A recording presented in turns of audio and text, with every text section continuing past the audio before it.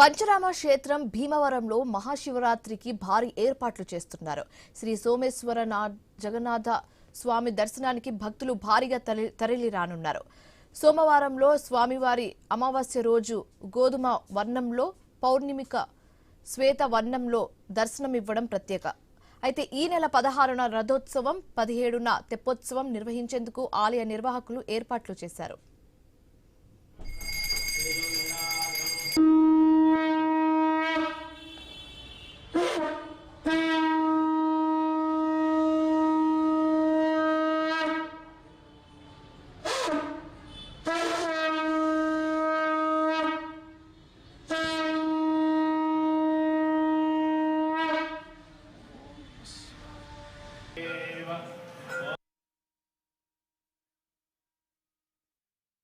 గ్రామంలో ఏం చేసిన సోమేశ్వర జనార్దన స్వామివారి మహాశివరాత్రి సందర్భంగా శ్రీ స్వామివారి కళ్యాణం జరుగుతుంది. 15వ తారీఖు మహాశివరాత్రి.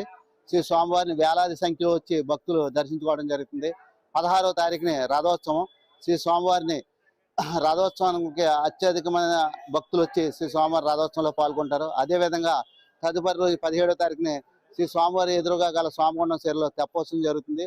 తెప్పోత్సవానికి కూడా వేలాది మంది భక్తులు వచ్చి శ్రీ స్వామివారిని సేవించుకోవడం జరుగుతుంది. భక్తులకి వివిధ 4 క్యూ లైన్లు ఏర్పాటు చేసాము.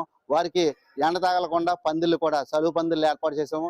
వచ్చిన భక్తులకు ఉచిత పులిహార ప్రసాదము, అదేవిధంగా వాటర్ సదుపాయము, అదేవిధంగా పాలు కూడా సుమారుగా ఈ పాలక మండలి సభ్యులు సుమారుగా 2000 లీటర్ల పాలు దాతల ద్వారా సేకరించడం జరిగింది.